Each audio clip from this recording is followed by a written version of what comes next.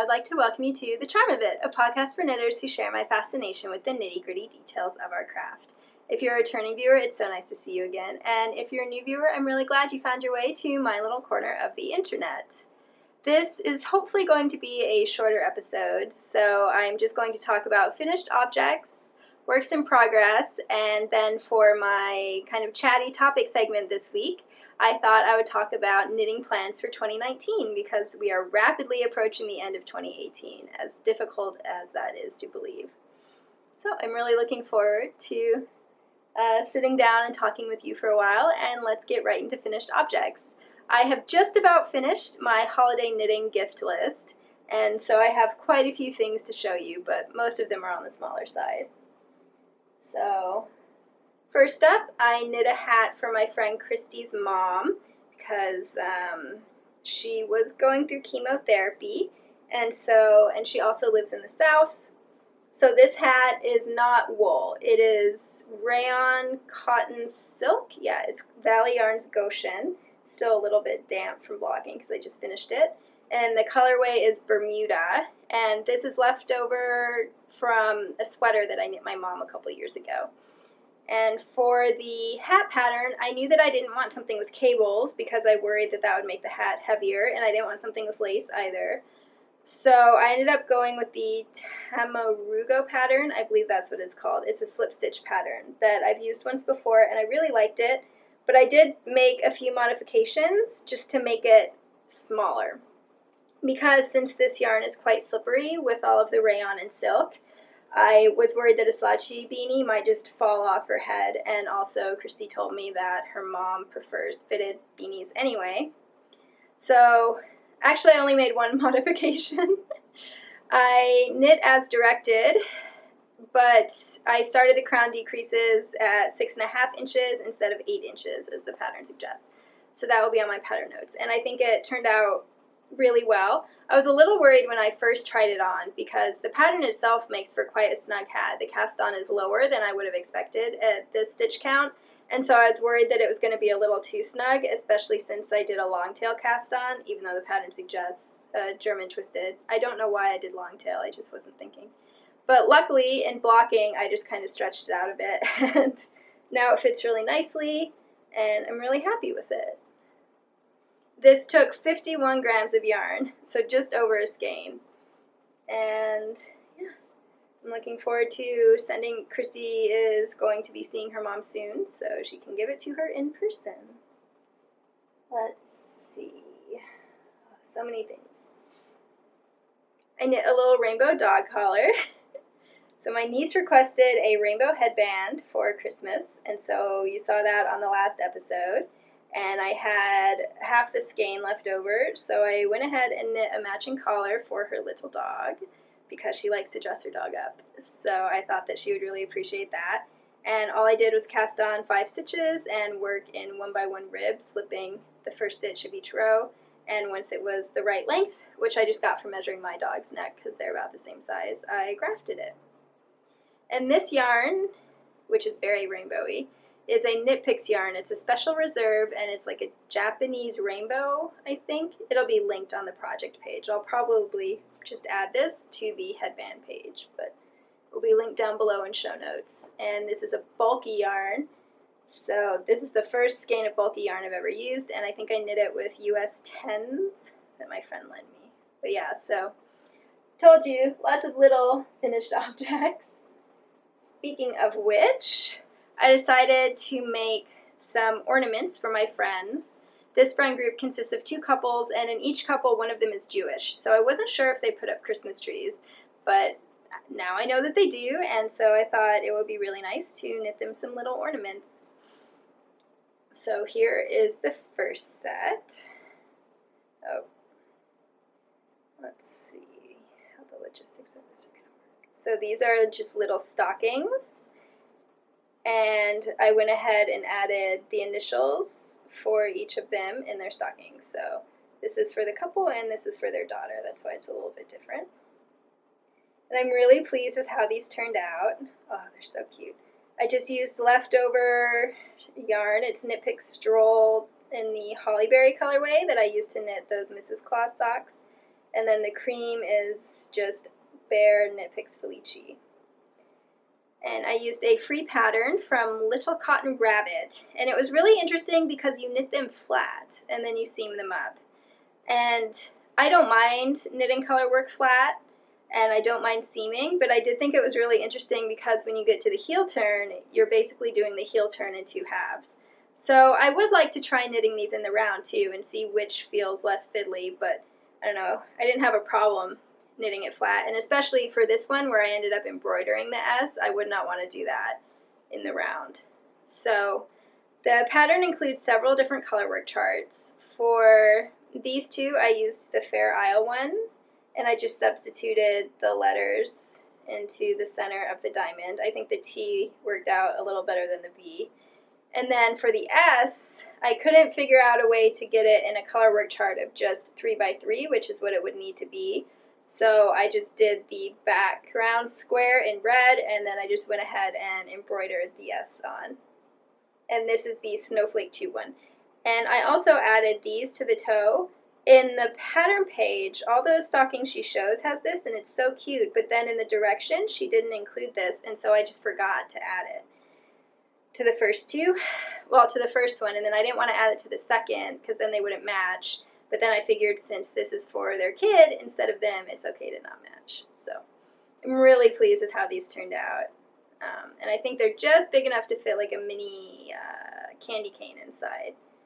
So, yeah. Very Christmassy.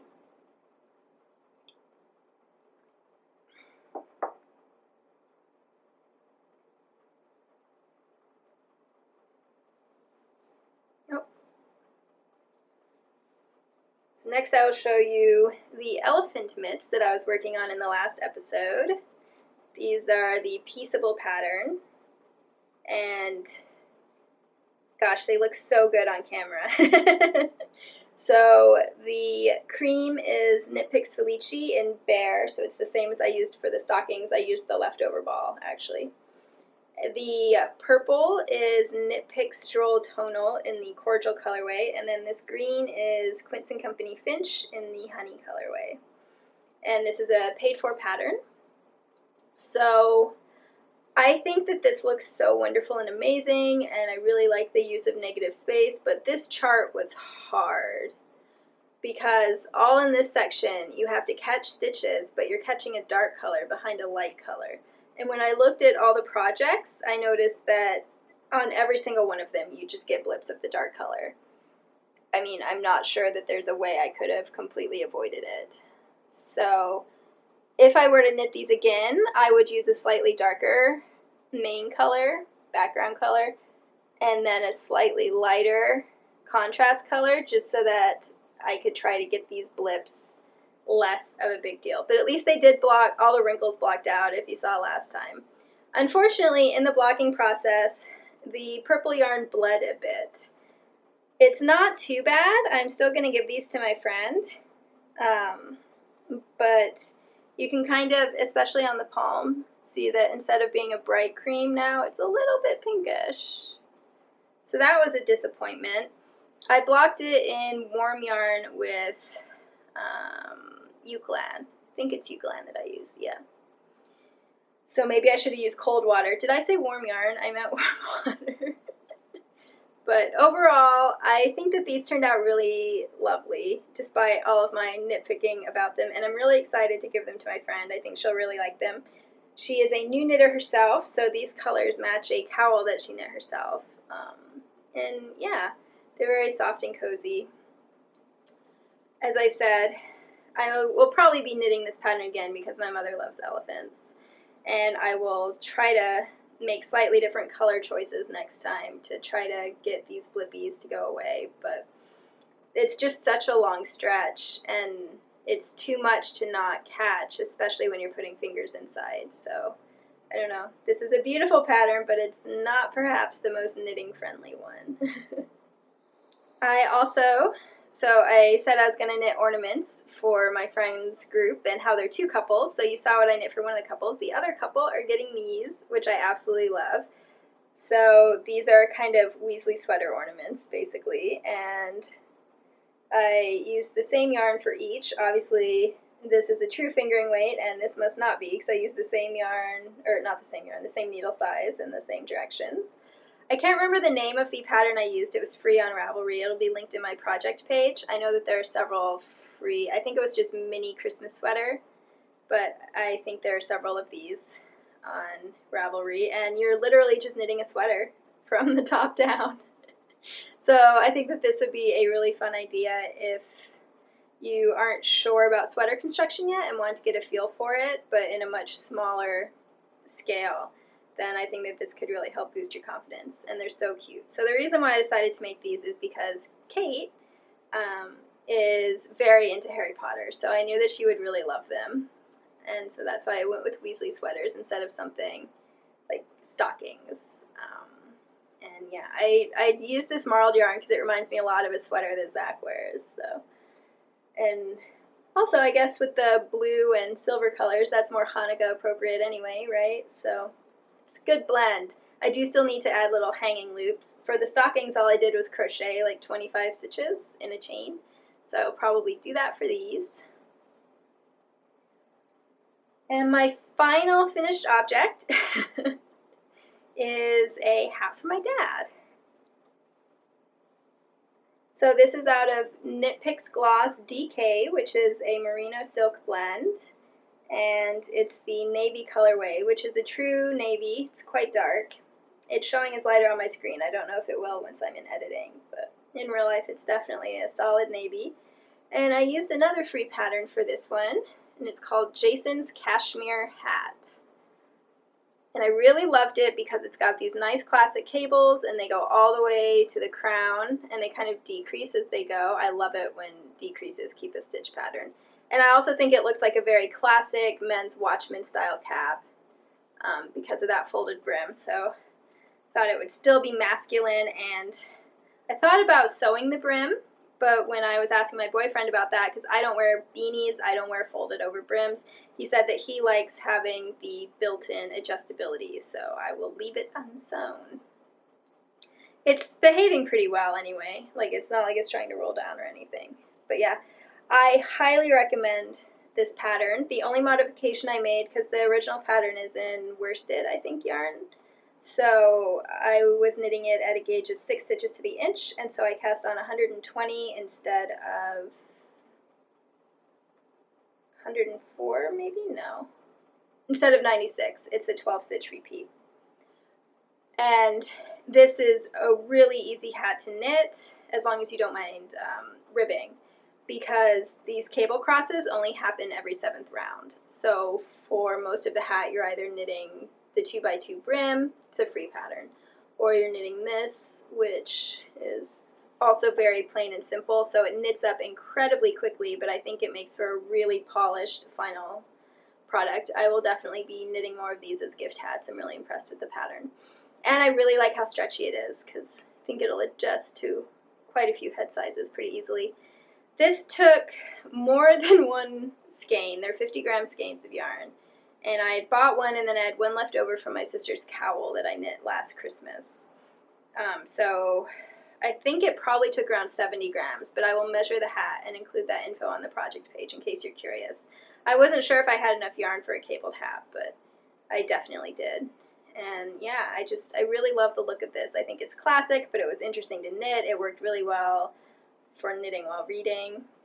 It was a fun one. I completely forgot about one of my finished objects. I think I was just so overwhelmed by gift knitting. I finished my gnome. So she is a gnome of one's own. That's her project page. I actually still haven't decided on her name, but I know that she loves reindeer. You can read a couple little stories about her on Instagram. I love her so much. So she is knit using Sarah from Imagine Landscape's newest gnome pattern, which is gnome pun intended. And it creates this really fun squishy hat. Here, we'll get her closer. Ooh, fun squishy hat.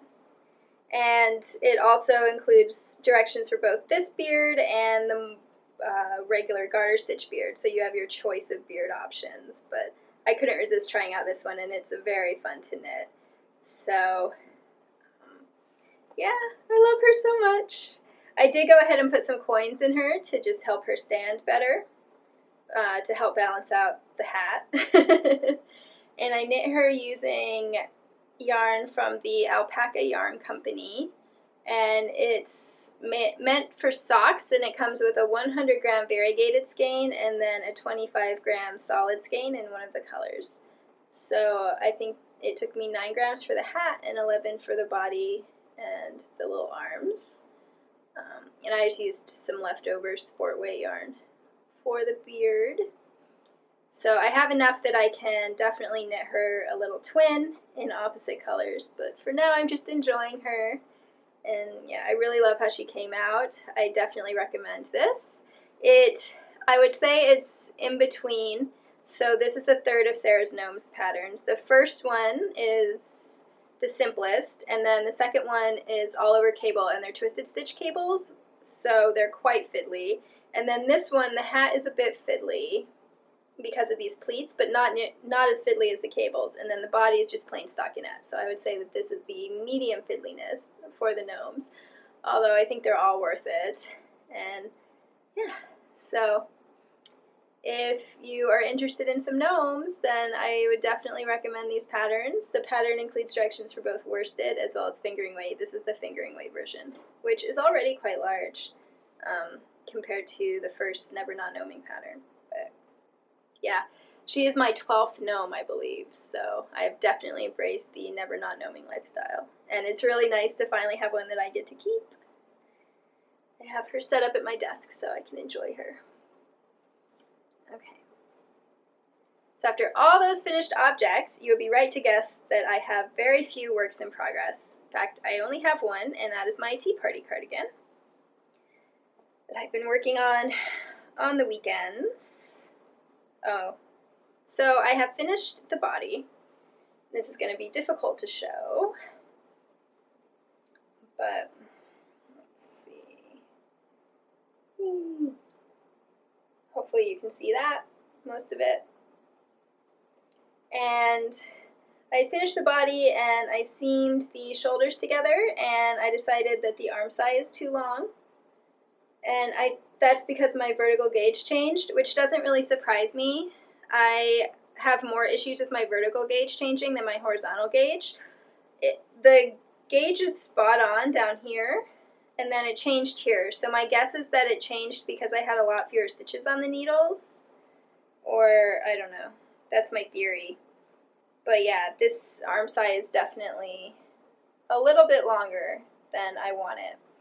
So luckily that's an easy fix. I can just rip out a few rows of the back, and then that'll be the right length. The front I'm going to have to rip more because I'm going to have to lower the neckline. I already was doing a pretty high neckline because I wanted to get that last stripe in. And so I think that if I shorten it any more, you know, that's just too high. So I'll do the neckline down here. That does present a bit of a challenge because I was planning to do the neckband and the button bands in the mauve, but that was when I was imagining the stripes being right up here for contrast.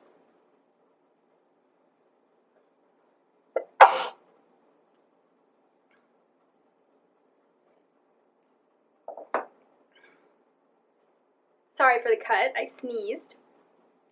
And so now I'm just going to rethink that through a little bit, and so I have one more Christmas gift to knit, and then after that I'll just start working on the sleeves for the sweater because I know that those are going to be plain and mauve, and that'll give me a little bit of breathing room to decide what I want to do.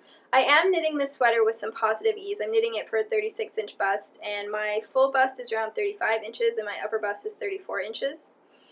So I do want it to be on the comfier side, so that would be why I'm not opposed to a slightly longer arm side than normal.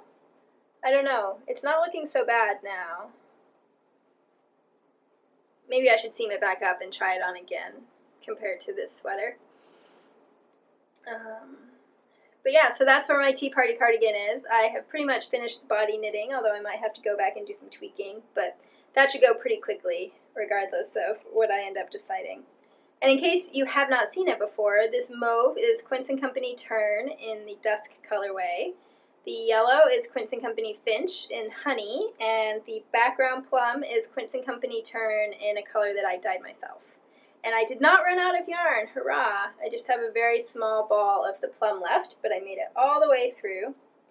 And I am adapting a knee-high sock pattern called the Whippy Stockings into a cardigan. So that's where all these pretty colorwork stripes come from, in case you're new. So yeah, that is where that is. I'm really surprised that I've managed to knit the body of a sweater while knitting all my Christmas knitting, but I've been in kind of like a knitting frenzy. But I have to admit that I'm starting to feel the burnout, so I think I'm going to slow down now. So I don't think I'll have this done before Christmas because I leave for Texas pretty soon. But at least I'll have some sleeves to knit on. I can probably show you. Yeah, this is how much of the plum I have left over. I've got a lot more of the honey left, which makes sense. And then I've actually got enough of the mauve that I'm thinking about doing long sleeves instead of 3/4 length sleeves, because since I'm knitting it to be slightly oversized, I think that'll make it feel really cozy. And the blue cotton cardigan that I knit earlier this year, I knit really long ribbed cuffs on, like they go up to here, and I really love that. That way I can wear it both folded back and all the way down, and when they're folded down they come to about here, and that makes me feel very happy. So I need to weigh this yarn, although I think I'm good. And then I might go ahead and do that. So basically this will be kind of like a sweatshirt cardigan for me, which I'm really pleased about. So yeah, and I think that the reason why right now, if you see there's a little bit of poofing in the mauve section compared to the colorwork stripes, and I think that that's because I've knit with this mauve yarn before.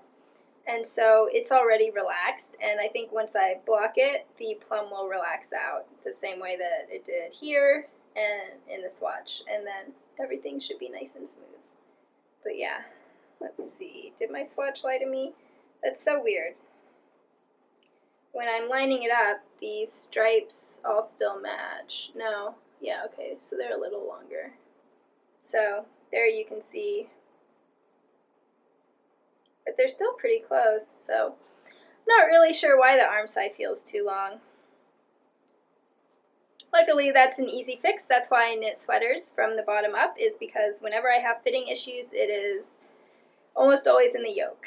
Sometimes it's on the waistband, but that's really easy to fix. I can just match a seam, the waistband tighter. But up in the yoke, it's just so much simpler to shorten or lengthen or do whatever I want to do if that's where the cast off is.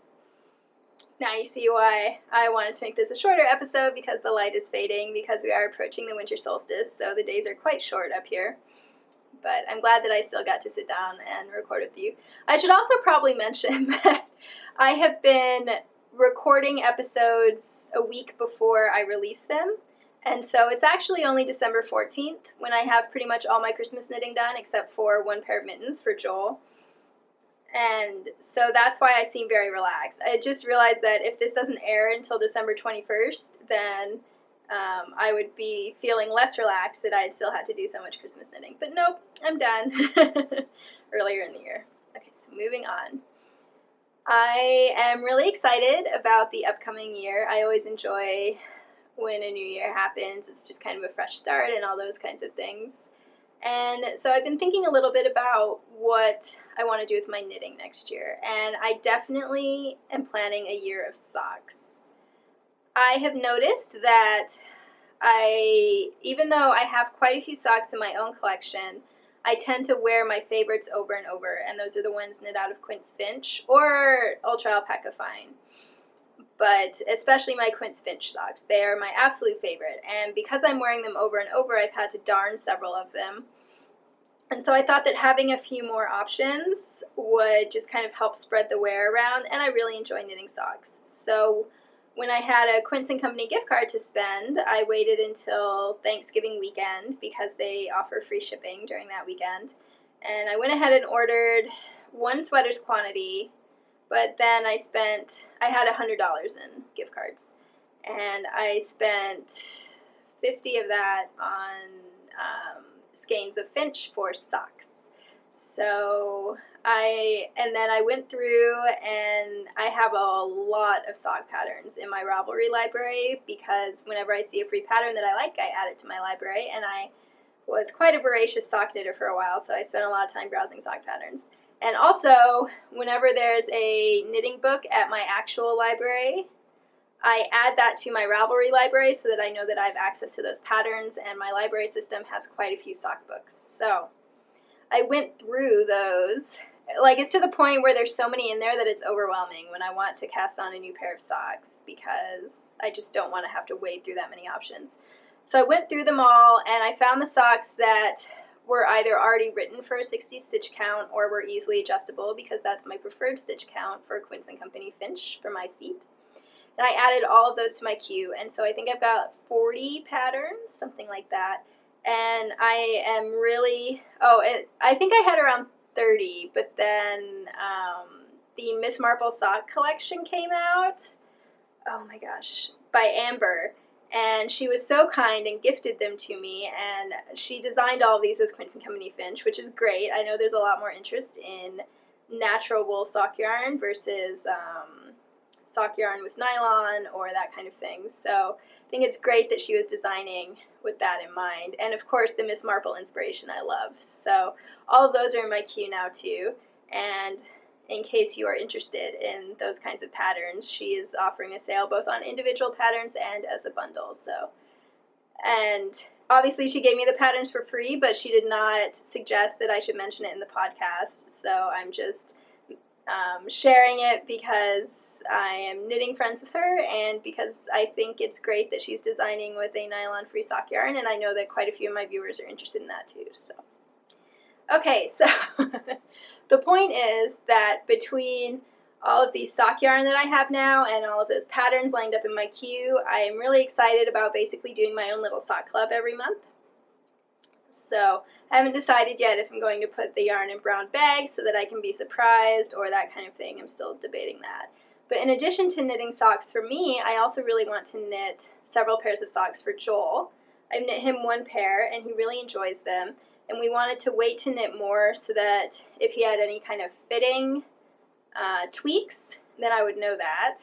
But I've got, I think, enough yarn to knit him 4 or 5 more pairs now before I even need to buy more yarn out of Knit Pick Stroll yarn, because that way he can machine wash them without issues. Anyway, so I want to knit at least 12 pairs of socks next year, at least 6 for me and 6 for Joel, so that should be really fun as someone who enjoys knitting socks. And I want to mainly be knitting interesting socks as opposed to vanilla socks, because, I don't know, I just think they're the most fun. So I probably won't be knitting a lot of cabled socks, though. I love how they look, and I love knitting them. However, I find them quite difficult to pull on, because most of the cabled fabric becomes very firm, and so trying to pull them over my instep is difficult, and with my illnesses, it's difficult for me to put on socks anyway, because that really hurts my hips and my back. So socks that pull on easily get worn more than socks that don't. So I don't mind having like one cable if the rest of the fabric is something that would be elastic, but I probably won't be doing twisted stitch socks or all over cable type socks, because they just don't get worn. I'll save those more for sweaters and that kind of thing. So that's one of my big plans for 2019. And I also want to make sure that I'm knitting different types of sweaters. When I was going through my stash, I remembered that I have the yarn to knit a lace weight out of Knit Pick Shadow, which is 100% merino in like heathered 2-ply yarn. So it seems really good for color work. So I have been wanting to knit a Fair Isle style color work jumper that I've designed myself, pullover. But for me, if it's any heavier than lace weight, I probably won't wear it. So I have that yarn, and I really want to knit up that jumper, so that's definitely going on my projects list. And I'm also thinking about, I have Holst yarn in their cotton wool blend that I received as a gift. And I'm thinking about holding a double and maybe knitting some kind of jumper with like a centered cable pattern, because that's not something you can do with cardigans, having that centered motif. And it's something that I love how it looks, and I think that since this yarn is 50% cotton, and I also love how cables look at a larger gauge. The reason why I don't knit those kinds of patterns is just because I don't think I'd wear them because I overheat easily. But yeah, so those are, and then I would be interested in knitting like a short sleeve jumper. So basically I want to experiment with finding a jumper or pullover type knitting that fits into my lifestyle so that I'm not just knitting cardigans, even though I love knitting cardigans. But I've had quite a run of cardigans now, so I feel like I've got enough options in that category that I can spend some knitting time elsewhere, although I'm sure I'll still knit cardigans. So I would say that those are probably my two most definite plans for knitting in 2019. And then I also, the other thing I want to do is focus more on cowls. I've noticed, and I've talked about this before, but I've really noticed now that I did some rearranging with my drawers and that kind of thing, that every day I'm wearing hand knit socks, so that's why I decided to put that gift card money into socks, even though I wanted to do another sweater quantity, but socks get worn a lot. And every day I'm either wearing a hand knit cardigan or a cowl with a long sleeve t-shirt. And so I would really love to have some more cowl options. I find that trickier because of the whole reversibility thing, but I think it would be interesting to knit maybe like a colorwork one in a tube or that kind of thing. So yeah, so next year is going to be socks, sweaters, and cowls. And some plans are more definite, some plans are more up in the air, but I'm just really looking forward to another year. I don't know. Life is really good right now, and I feel very fortunate in it. So. Oh, and the other thing I want to do next year is I want to knit myself some Christmas ornaments, because as I mentioned, Joel and I are going to move in together and we'll be in a house, and so there's space for a tree. And as an adult, I haven't had a Christmas tree. I've had garlands, and then I do my Christmas ornaments. You can't see it, but there's a string of them along that wall with Christmas lights. So I have had Christmas ornaments up, but just not on a tree. And I'm really looking forward to having a tree. It'll be a fake tree because Joel is allergic to pine. But I'm having knit ornaments for other people this year.